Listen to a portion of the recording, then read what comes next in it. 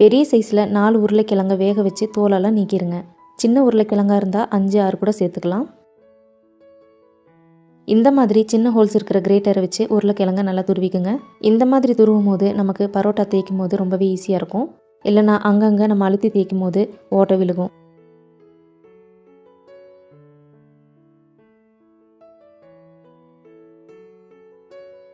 உருளைக்கிழங்க துருவினதுக்கப்புறமா 1 டீஸ்பூன் சீரகம் சேர்த்துக்குங்க. 1.5 டீஸ்பூன் சில்லி ஃப்ளேக்ஸ் சேர்த்துக்குங்க. இதில் கொஞ்சமாக கொத்தமல்லி இலையை சேர்த்துக்குங்க. மல்லி இலையில் இருக்கிற அந்த தண்டெல்லாம் எடுத்துகிட்டு வெறும் இலையை மட்டும் நல்லா பொடியாக கட் பண்ணி சேர்த்துக்குங்க. 2 பச்சை மிளகாய் பொடியாக கட் பண்ணி சேர்த்துக்குங்க. ரொம்ப பெரிய பீஸாக இருந்ததுன்னா தேய்க்கும் போது ஓட்டை விழுகும். 1/4 டீஸ்பூன் மஞ்சத்தூள் சேர்த்துக்குங்க. இதில் 2 கப் கோதுமை மாவு சேர்த்துக்குங்க. உங்ககிட்ட மெஷரிங் கப் இல்லைன்னா 1/2 கிலோ கோதுமை மாவு சேர்த்துக்குங்க, கரெக்டாக இருக்கும். இதுக்கு தேவையான அளவு உப்பு சேர்த்துக்குங்க. இப்போ நம்ம சேர்த்துருக்கிற எல்லா பொருளையுமே நல்லா பிசைஞ்சு விடுங்க.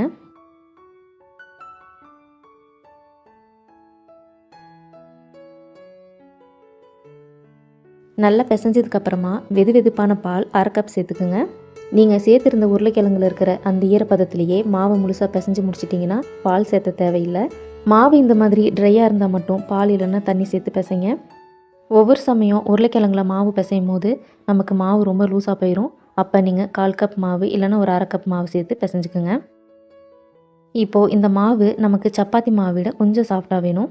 மாவு பிசைஞ்சு முடிகிற வரைக்குமே நான் பால் தான் சேர்த்துக்க போகிறேன். உங்களுக்கு பால் வேண்டாம்னு நினச்சிங்கன்னா நீங்கள் தண்ணி சேர்த்து கூட பிசைஞ்சுக்கலாம். இதை நல்லா பிசைஞ்சதுக்கப்புறமா பார்க்கலாம். மாவு ரொம்ப லூஸாகவும் இருக்கக்கூடாது, ரொம்ப இறுக்கமாகவும் இருக்கக்கூடாது. இந்த அளவுக்கு சாஃப்டாக இருக்கணும். அதே மாதிரி கையில் தொட்டோம்னா கையில் ஒட்டக்கூடாது. இதை நம்ம ரொம்ப நேரம் ஊற வைக்கணும்னு அவசியம் இல்லை. உடனே நம்ம செய்ய ஆரம்பிச்சிடலாம். உங்களுக்கு பரோட்டா எந்த சைஸில் வேணுமோ அதுக்கு தகுந்த மாதிரி மாவு உருண்டை பிடிச்சிக்கோங்க. இந்த மாதிரி மாவெல்லாம் உருண்டை பிடிச்சதுக்கப்புறமா உங்களுக்கு வேணுங்கிற மாவை எடுத்துகிட்டு மீதி இருக்கிற மாவை ஈர துணி இல்லைன்னா மூடி போட்டு மூடி வச்சுருங்க. வேணும் போது வெளியே எடுங்க, இல்லைன்னா காஞ்சு போயிடும். இப்போது காஞ்ச மாவை கொஞ்சமாக தூவிட்டு இப்போ நீங்கள் பரோட்டா தேய்க்க ஆரம்பிச்சிடலாம். உங்களுக்கு எந்த அளவுக்கு மெல்லிசாக தேய்க்க முடியுமோ அந்த அளவுக்கு தேய்ச்சிக்கோங்க.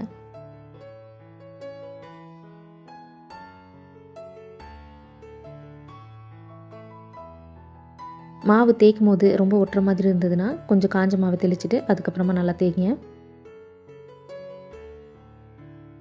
மீதி இருக்கிற மாவையும் இதே மாதிரி நல்லா மெல்லிசாக தேய்ச்சிக்கோங்க.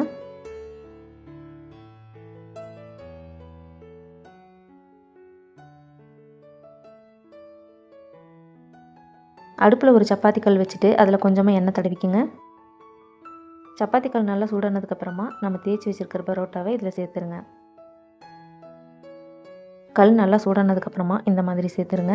இப்போ இந்த மாவு கொஞ்சம் வெந்ததுக்கப்புறமா திருப்பி விடுங்க.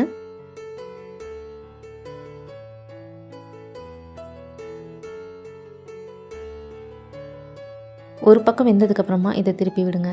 இந்த மாதிரி 2 பக்கமும் மாற்றி மாற்றி திருப்பி விட்டு நல்லா வேக வைங்க.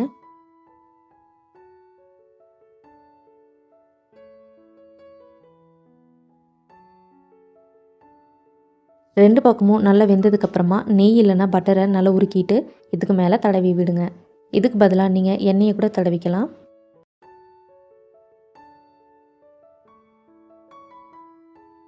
இதே மாதிரி தேய்ச்சி வச்சுருக்கிற எல்லா மாவையுமே செஞ்சுக்கோங்க.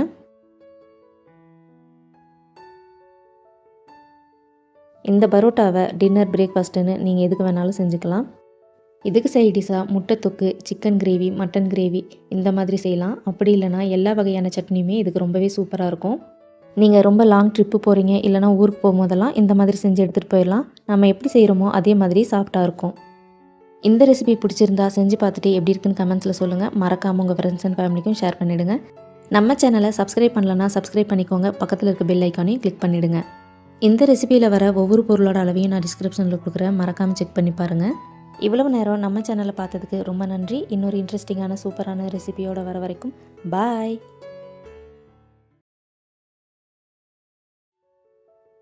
ஒரு பவுலில் 250 ml கப்பில் 1 கப் அரிசி மாவு சேர்த்துக்குங்க. மெஷரிங் கப் இல்லைனா 1/4 கிலோ அரிசி மாவு சேர்த்துக்குங்க, கரெக்டாக இருக்கும். இந்த மாவில் 1 கப் தண்ணி சேர்த்துட்டு நல்லா கலந்து விடுங்க. மாவு நல்லா திக்கானதுக்கப்புறமா திரும்பவும் 1/2 கப் தண்ணி சேர்த்துட்டு நல்லா கலந்து விடுங்க.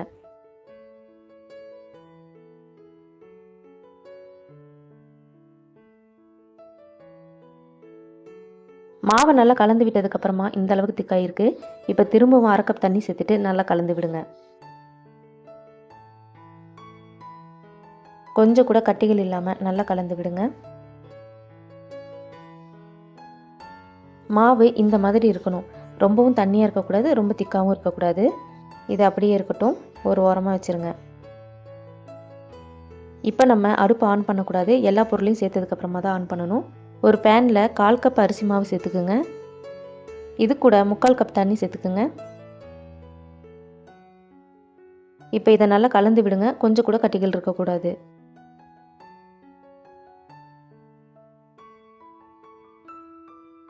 நல்லா கலந்து விட்டதுக்கப்புறமா அடுப்பை ஆன் பண்ணிக்கோங்க. இந்த மாவு நல்லா வெந்து கெட்டியாகி வரணும். அது வரைக்கும் கைவிடாமல் கிளறி விடுங்க. அடுப்பை லோ ஃப்ளேம்லேயும் ஹை ஃப்ளேம்லேயும் மாற்றி வச்சு கிளறுங்க. இந்த மாதிரி கெட்டியானதுக்கப்புறமா அடுப்பை ஆஃப் பண்ணிவிட்டு நல்லா ஆற வச்சுருங்க. ஏற்கனவே கலந்து வச்சுருக்கிற அரிசி மாவு கூட 1/2 கப் துருவின தேங்காய் சேர்த்துக்குங்க. ரூம் டெம்பரேச்சரில் இருக்கிற தேங்காய் தான் துருவி சேர்த்துக்கணும். ஃப்ரிட்ஜில் துருவி வச்சுருக்கிற தேங்காய் சேர்த்தக்கூடாது. இதில் 1 டீஸ்பூன் சர்க்கரை சேர்த்துக்குங்க. 1 டீஸ்பூன் ஈஸ்ட் சேர்த்துக்குங்க. இது கூட 1 டேபிள் ஸ்பூன் தேங்காய் எண்ணெய் சேர்த்துட்டு நல்லா கலந்து விடுங்க.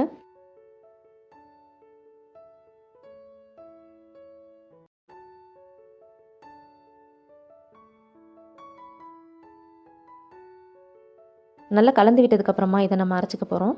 நீங்கள் கிரைண்டர்லேயும் அரைச்சிக்கலாம், இல்லைன்னா மிக்ஸி ஜாரில் கூட அரைச்சிக்கலாம். நம்ம ஏற்கனவே வேக வச்சு ஆற வச்சுருக்கிற மாவை மிக்ஸி ஜாரில் சேர்த்துருங்க. நம்ம கலந்து வச்சுருக்கிற அரிசி மாவு தேங்காய் துருவலை இதோடு சேர்த்துருங்க. மாவு அதிகமாக இருந்தால் நீங்கள் 2 தடவையாக கூட சேர்த்து அரைச்சிக்கலாம். பெரிய மிக்ஸி ஜாராக இருந்தால் நீங்கள் அரிசி மாவு எடுத்த கப்பில் 1 கப் தண்ணி சேர்த்துட்டு நல்லா நைஸாக அரைச்சிக்குங்க. நான் இப்போ இதில் தண்ணி சேர்க்காம தான் அரைக்க போகிறேன். நான் இதில் தண்ணி சேர்த்தனா அரைக்கும் போது மிக்ஸி ஜார்லேருந்து மாவெல்லாம் வெளியே வந்துடும். அரைச்சதுக்கப்புறமா நான் தண்ணி சேர்த்துக்க போகிறேன். இப்போ நம்ம அரைச்ச மாவை ஒரு அகலமான பவுலில் சேர்த்துருங்க. ஏற்கனவே மாவில் 1 கப் தண்ணி சேர்த்து அரைச்சிருந்தீங்கன்னா திரும்ப தண்ணி சேர்க்க தேவையில்லை. மாவு ரொம்ப திக்காக இருந்தால் மட்டும் தண்ணி சேர்த்துக்குங்க. நான் அரிசி மாவு எடுத்த கப்பில் 1 கப் தண்ணியை இந்த மாவில் சேர்த்து கரைச்சிக்க போகிறேன். இப்போ இதை நல்லா கலந்து விடுங்க. ஆப்பம் மாவு ரொம்ப தண்ணியாக இருக்கும், அதை விட கொஞ்சம் திக்காக இருக்கணும். அந்த அளவுக்கு நீங்கள் கரைச்சிக்குங்க.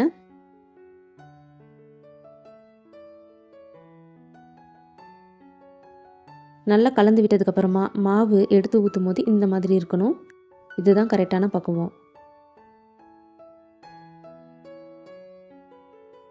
இந்த மாவுக்கு தேவையான அளவு உப்பு சேர்த்துக்குங்க. இப்போ இதை நல்லா கலந்து விடுங்க.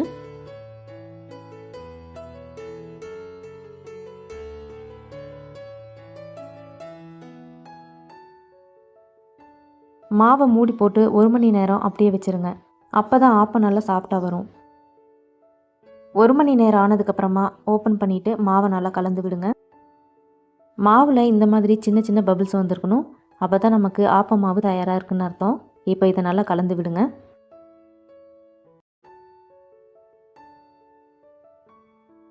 இப்போ நம்ம ஆப்பம் செஞ்சிடலாம். பேன் நல்லா சூடானதுக்கப்புறமா ஆப்பம் மாவு சேர்த்துக்குங்க. மாவை சேர்த்த உடனே இந்த மாதிரி சுற்றி விடுங்க.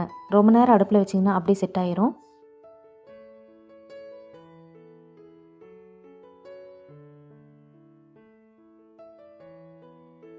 மூடி போட்டுட்டு வேக வச்சுருங்க. 1 நிமிஷத்தில் இது நல்லா வெந்துடும். ரொம்ப நேரம் டைம் எடுக்காது. இதுக்கு மேலே நீங்கள் நெய் இல்லைனா எண்ணெய் கூட சேர்த்துக்கலாம். நான் இன்றைக்கி எதுவுமே சேர்க்கலை. இது வெந்ததுக்கப்புறமா இதை வெளியே எடுத்துருங்க.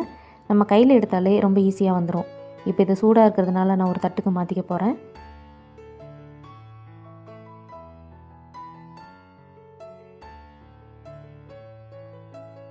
இதே மாதிரி உங்களுக்கு தேவையான அளவு ஆப்பம் செஞ்சுக்குங்க.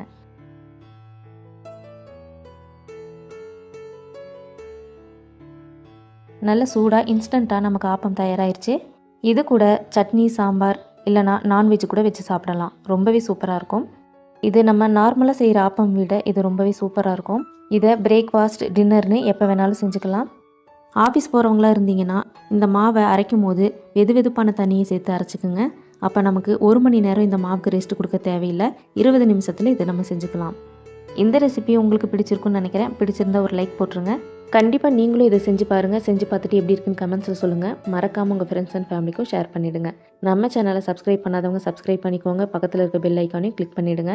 இந்த ரெசிப்பியில் வர ஒவ்வொரு பொருளோட அளவையும் நான் டிஸ்கிரிப்ஷனில் கொடுக்குறேன், மறக்காமல் செக் பண்ணி பாருங்கள். இவ்வளவு நேரம் நம்ம வீடியோவை பார்த்ததுக்கு ரொம்ப நன்றி. இன்னொரு இன்ட்ரெஸ்டிங்கான சூப்பரான ரெசிபியோட வர வரைக்கும் பாய்.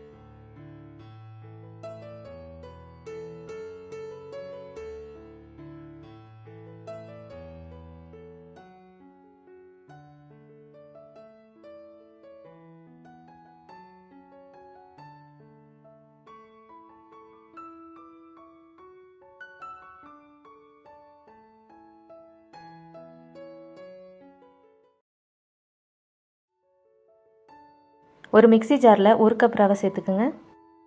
நான் இன்றைக்கி மெஷரிங் கப்பில் தான் எல்லா பொருளையும் அளந்து எடுத்துக்க போகிறேன். உங்கள்கிட்ட மெஷரிங் கப் இல்லைனா டம்ளர் இல்லைனா பவுலில் கூட அளந்துக்குங்க. இதில் 2 டேபிள் ஸ்பூன் கோதுமை மாவு சேர்த்துக்குங்க. கோதுமை மாவுக்கு பதிலாக நீங்கள் மைதா மாவு கூட சேர்த்துக்கலாம். இப்போ இது கூட 2 டேபிள் ஸ்பூன் அரிசி மாவு சேர்த்துக்குங்க. இப்போ இது எல்லாத்தையுமே நல்ல ஃபைன் பவுடராக அரைச்சிட்டு வந்துடுங்க. இந்த மாதிரி அரைச்சிக்குங்க. இப்போ இந்த மாவை ஒரு பவுலுக்கு ட்ரான்ஸ்ஃபர் பண்ணிடுங்க.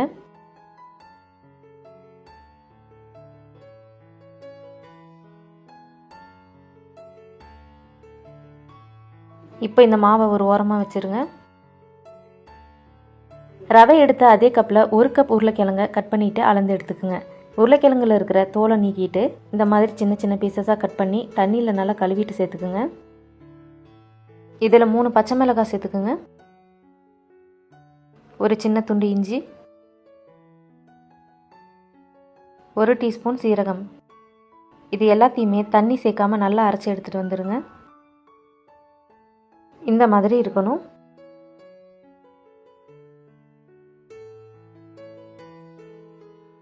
இது கூட கொஞ்சம் புளிப்பாக இருக்கிற தயிர் 1/2 கப் சேர்த்துக்குங்க. இதில் 1/2 கப் தண்ணி சேர்த்துக்குங்க. இப்போ இது எல்லாத்தையுமே நல்லா அரைச்சிருங்க. இந்த மாதிரி தண்ணியாக இருக்கணும்.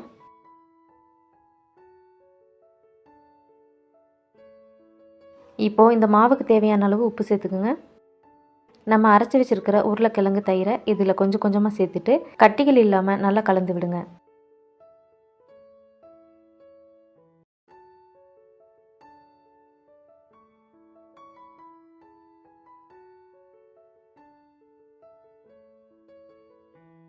இந்த மாவுக்கு நம்ம அரைச்சி வச்சுருந்த தயிர் உருளைக்கிழங்கு பத்தலைன்னா இது கூட நம்ம கொஞ்சம் தண்ணி கூட சேர்த்துக்கலாம். ரொம்ப அதிகமாகவும் தண்ணி சேர்த்துடக்கூடாது, ரொம்ப திக்காகவும் இருக்கக்கூடாது. இந்த மாவோட பதம் தோசை மாவு பதத்தில் இருக்கணும்.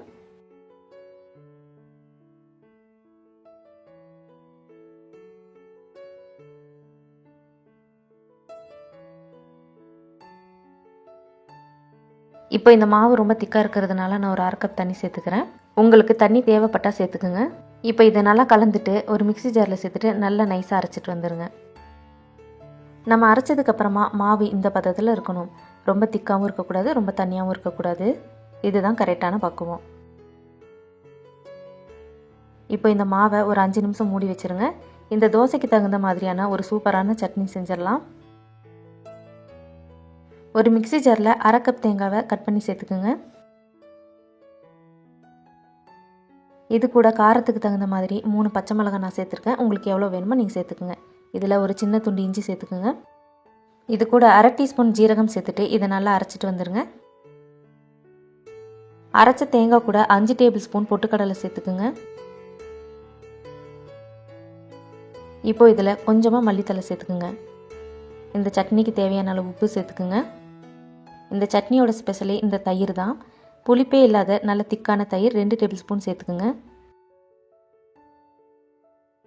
இதில் தேவையான அளவு தண்ணி சேர்த்துட்டு நல்லா நைஸாக அரைச்சிட்டு வந்துடுங்க. அரைச்ச சட்னியை ஒரு பவுலுக்கு ட்ரான்ஸ்ஃபர் பண்ணிவிடுங்க. இப்போ இந்த சட்னிக்கு ஒரு தாளிப்பை கொடுத்துடலாம். 1/2 டேபிள் ஸ்பூன் எண்ணெய் சேர்த்துக்குங்க. எண்ணெய் நல்லா சூடானதுக்கப்புறமா 1 டீஸ்பூன் உளுத்தம்பருப்பு சேர்த்துக்குங்க. 1/2 டீஸ்பூன் கடுகு சேர்த்துக்குங்க. ஒரு வரமிளகாயை கட் பண்ணிவிட்டு சேர்த்துக்குங்க. கொஞ்சமாக கருவேப்பிலையை கட் பண்ணி சேர்த்துட்டு நல்லா வறுத்து விடுங்க. இப்போ அடுப்பை ஆஃப் பண்ணிவிடுங்க. எண்ணெய் அதிகமாக சூடாக இருந்ததுன்னா சீக்கிரமாக கருகி போயிடும். இப்போ இந்த தாளிப்பை நம்ம அரைச்சி வச்சுருக்கிற சட்னியோடு சேர்த்துருங்க. இப்போ இதை நல்லா கலந்து விடுங்க. இப்போ நமக்கு பொட்டுக்கடலை தேங்காய் தயிர் சட்னி தயாராகிருச்சு. இதை நீங்கள் இட்லி தோசை கூட வச்சு சாப்பிடலாம். அதே மாதிரி வெண்பொங்கல் ஊத்தப்பம்னு எந்த டிஃபன் கூட வேணாலும் இதை வச்சு சாப்பிடலாம். ரொம்பவே நல்லாயிருக்கும். இப்போ நமக்கு கரெக்டாக 5 நிமிஷம் ஆயிருக்கு. இப்போ இந்த மாவில் 1/4 டீஸ்பூன் பேக்கிங் சோடா சேர்த்துக்குங்க. அதில் கொஞ்சமாக தண்ணி சேர்த்துட்டு நல்லா கலந்து விடுங்க.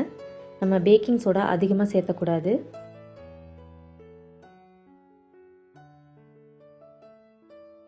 மாவை நல்லா கலந்ததுக்கப்புறமா இந்த மாதிரி சின்ன சின்னதாக பபிள்ஸ் வந்திருக்கணும். இதுதான் கரெக்டான பக்குவம். இப்போ நம்ம தோசை செஞ்சுக்கலாம். தோசைக்கல் நல்லா சூடானதுக்கப்புறமா கொஞ்சமாக தண்ணியை தெளிச்சிட்டு தோசை ஊற்றிக்குங்க. உங்கள் தோசைக்கல்லில் எப்படி தோசை செய்வீங்களோ அந்த மாதிரி செஞ்சுக்குங்க. இப்போ நம்ம தோசை மாவு சேர்த்துடலாம். நீங்கள் நார்மலாக எப்படி தோசை செய்வீங்களோ அதே மாதிரி செஞ்சுக்குங்க.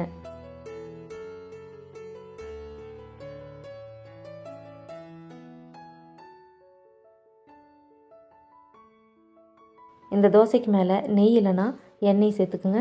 தோசை நல்லா வெந்ததுக்கப்புறமா திருப்பி விடுங்க. இதை நம்ம மூடி போட்டு வேக வைக்கணும்னு அவசியம் இல்லை. தோசையை திருப்பி விட்டதுக்கப்புறமா ரொம்ப நேரம் வேக வைக்கணும்னு அவசியம் இல்லை. லைட்டாக சூடானாலே போதும்.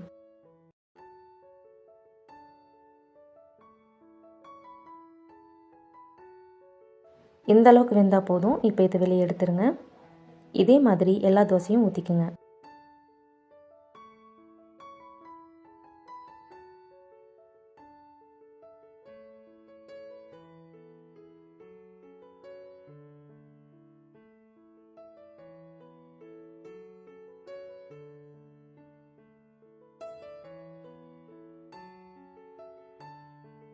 இப்போ நமக்கு சூடான உருளைக்கிழங்கு தோசையும் பொட்டுக்கடலை தேங்காய் தயிர் சட்னி தயாராகிடுச்சு.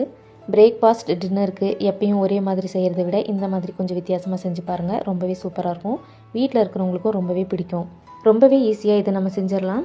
இந்த ரெசிபி உங்களுக்கு பிடிச்சிருக்கும்னு நினைக்கிறேன். பிடிச்சிருந்ததுன்னா செஞ்சு பார்த்துட்டு எப்படி இருக்குன்னு கமெண்ட்ஸில் சொல்லுங்கள். மறக்காமல் உங்கள் ஃப்ரெண்ட்ஸ் அண்ட் ஃபேமிலிக்கும் ஷேர் பண்ணிவிடுங்க. நம்ம சேனலை இதுவரை சப்ஸ்கிரைப் பண்ணாதவங்க சப்ஸ்கிரைப் பண்ணிக்கோங்க. பக்கத்தில் இருக்க பெல் ஐக்கானையும் கிளிக் பண்ணிவிடுங்க. இந்த ரெசிபியில் வர ஒவ்வொரு பொருளோட அளவையும் நான் டிஸ்கிரிப்ஷனில் கொடுக்குறேன். மறக்காமல் செக் பண்ணி பாருங்கள். இன்னொரு சூப்பரான இன்ட்ரெஸ்டிங்கான வீடியோவோட வர வரைக்கும் பாய்.